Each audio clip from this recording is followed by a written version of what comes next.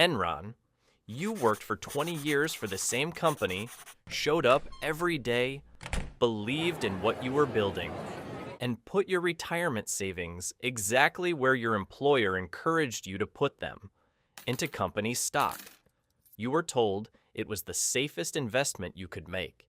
The company was one of the most admired in America.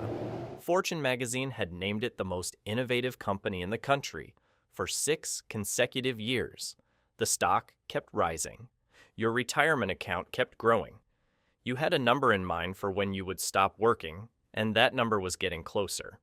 Then, in the autumn of 2001, the number started going the other way.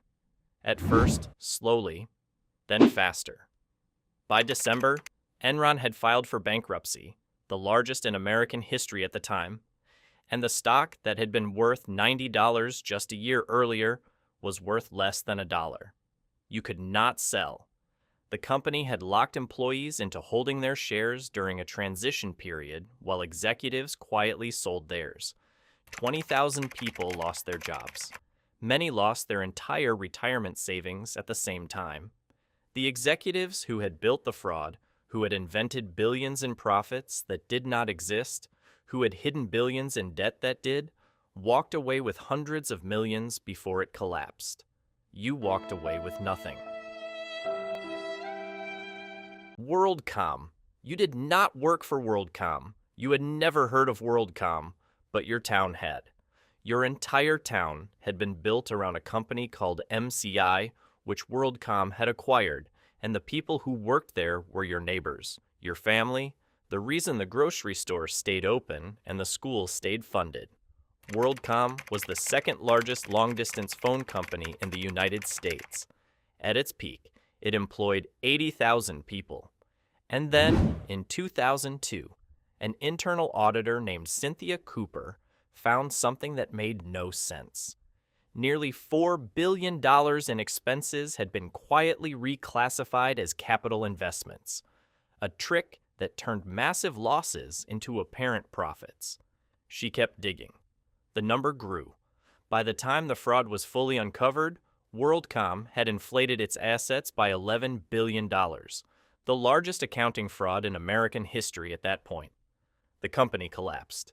80,000 jobs vanished. Pension funds that had invested heavily in WorldCom bonds lost billions.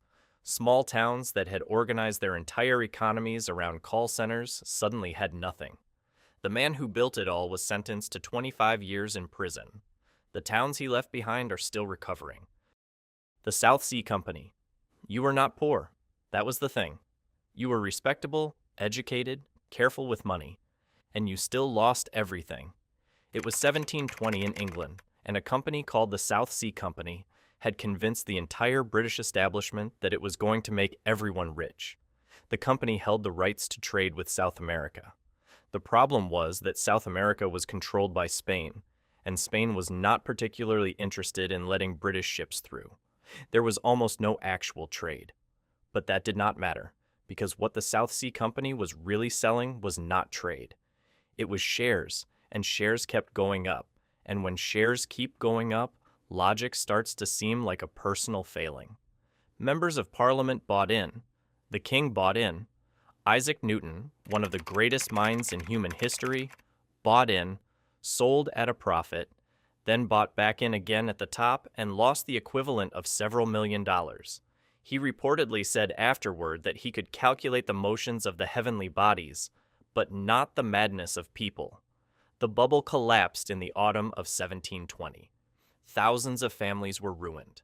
Parliament passed laws restricting certain types of stock companies for over a century. The lesson it carried, that a rising price is not the same as a real value, has had to be relearned in every generation since. Daewoo. You had built a business from nothing in South Korea, worked through decades of hardship, and watched your country become one of the great economic success stories of the 20th century. South Korea had risen from devastation after the Korean War to become a major industrial power in a single generation. The engine of that rise was the chaebol, enormous family-run conglomerates that touched every part of the economy. Daewoo was one of the largest. It made cars, ships, electronics, and construction projects across 40 countries. It employed hundreds of thousands of people, and it was built, in large part, on borrowed money. When the Asian financial crisis of 1997 hit, the debt that had fueled Daewoo's expansion suddenly became unsustainable. Instead of restructuring, the company borrowed more. By 1999, Daewoo had accumulated $80 billion in debt, a number so large it threatened to pull the entire South Korean banking system under with it. The company was broken apart and sold off in pieces. Hundreds of thousands of workers lost their jobs. South Korean banks required massive government bailouts just to survive. An entire model of economic growth, borrow, build, expand, repeat, had reached its limit, and the ordinary people who had never made a single decision about how Daewoo was run paid the price for every decision that had been made without them. Wirecard. You thought you were being careful. You had not put your money into something risky. You had invested in a German payments technology company listed on the DAX, Germany's most prestigious stock index, the one that was supposed to contain only the most stable and trustworthy companies in Europe. Wirecard processed digital payments, worked with major banks, and had been audited by one of the largest accounting firms in the world for years. Short sellers who claimed the company was fraudulent were investigated by German financial regulators, not the company, but the people raising questions about it. And then in June 2020, the company was asked to explain 1.9 billion euros that were supposed to be sitting in accounts in the Philippines. The accounts did not exist. The money had never existed. The entire operation had been built on invented numbers. Wirecard filed for insolvency within days. Shareholders lost billions. The CEO was arrested. The COO fled and remains a fugitive. The lesson was not that technology companies were untrustworthy.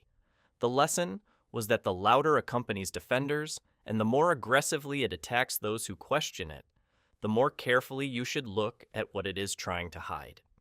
FTX. You had been cautious about crypto for years. You had watched from the outside, skeptical of the volatility and the noise. But FTX seemed different. It was run by a young man who dressed simply, slept on a beanbag in his office, and talked openly about giving away his fortune. He had testified before the U.S. Congress about responsible crypto regulation. He had a face that was everywhere, and the company he ran was one of the largest crypto exchanges in the world. When you finally moved your money onto the platform, it felt like the responsible choice. In November 2022, a leaked balance sheet suggested that FTX's finances were built on a token the company itself had created. Within days, customers tried to withdraw their funds. The withdrawals were halted. FTX filed for bankruptcy. Billions of dollars in customer funds were simply gone, used, investigators found, to fund investments, real estate, and political donations through a related trading firm that Sam Bankman-Fried controlled. He had taken money that belonged to you and spent it as if it were his. He was later convicted on 7 counts of fraud and conspiracy. The money has not come back. The trust it took to place it there in the first place does not come back either.